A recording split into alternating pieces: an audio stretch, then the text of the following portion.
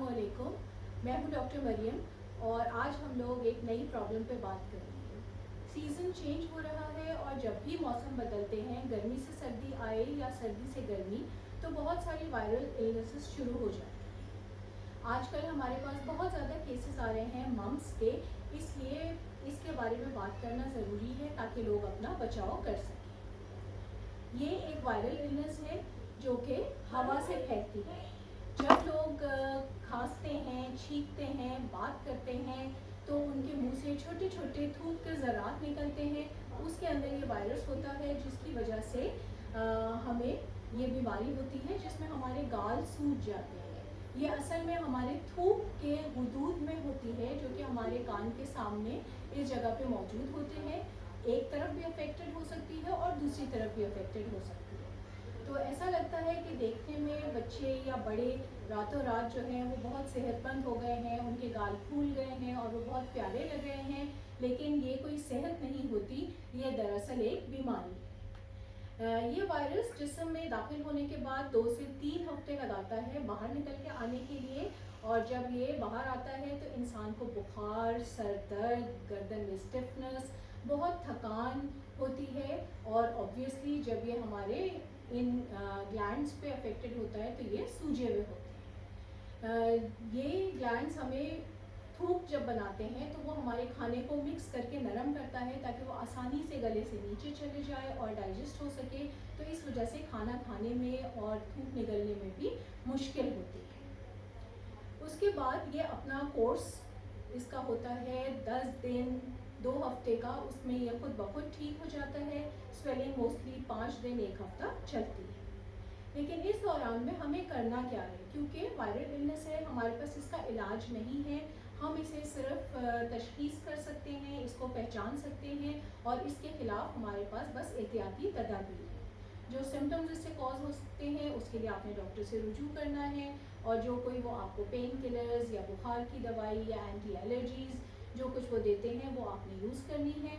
और खुद से आपने जो है वो अपने खाने पीने का बहुत ख्याल रखना है। वाइटामिन्स खाने हैं, विटामिन सी, मल्टी विटामिन्स, अच्छी डाइट, बहुत सारा fluid, healthy lifestyle, eating at the right time, sleeping at the right time and having regular activities. But इस केस में हमें आइसोलेशन की ज़रूरत है। तो आपने जो एक्सरसाइज करनी है आपने वो अपने कमरे में करनी है, अपना कांटेक्ट आपने लोगों से दूर रखना है, क्योंकि ये थूक से दूसरों को लगेगी, तो आपने अपने आप को आइसोलेशन में रखना है। सूजन नज़र आने से 2-3 दिन पहले से ये वायरस दूसरों को लगना शुरू हो जाता है, और 5 दिन तक जब तक ये सूजन रहती है तब तक ये दूसरों को लग रहा होता है।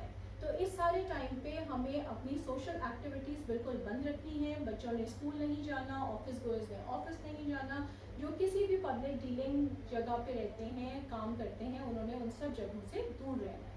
अपना चमचा, अपना ग्लास, अपनी प्लेट, अपना तकिया, अपना तौलिया आपने सब अलग रखना है। अब जो हमारे पास एक हथियार इसके खिलाफ मौजूद है वो एक वैक्सीन है, जो कि बच्चों को 12 से 15 महीने की उम्र में लगाया जाता है MMR के नाम से, जिसमें मीजल्स, मम्स, रूबेला तीनों के खिलाफ कुव्वत मदाफ़त बच्चों को पैदा करने के लिए वो वैक्सीन दिया जाता है।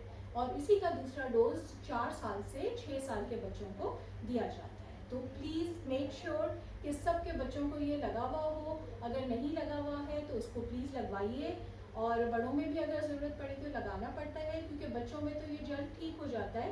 वैक्सीन लगाने का मतलब ये नहीं है कि डिजीज़ होगी ही नहीं, हाँ होगी, और अगर होती है तो उसकी सिवियरिटी ज़्यादा नहीं होगी, वो एक लिमिटेड अफेक्ट करके अपना चली जाएगी, और उसके बाद सारी उम्र के लिए नॉर्मली वो दोबारा नहीं होगी। बड़े बच्चों में या एडल्ट्स में अगर ये हो तो इसकी कॉम्प्लिकेशंस हो सकती हैं, and sometimes they involve the reproductive organs and it causes infertility if it happens in adults and those organs are affected by it. और इसी तरह से कभी कभी ये हमारे ब्रेन की जो कवरिंग है, मैनेंजेस है, उसमें भी जाके इन्फेक्शन कर लेता है एज अ कॉम्प्लिकेशन। तो वो अगर सूरत हाल पैदा हो जाए तो हॉस्पिटलाइजेशन की ज़रूरत होती है, प्रॉपर ट्रीटमेंट की ज़रूरत होती है। So please share this information with your self and all the others and try to stay safe and enjoy your life. Thank you. We'll come again with another topic another day. Thank you so much. Assalamu alaikum.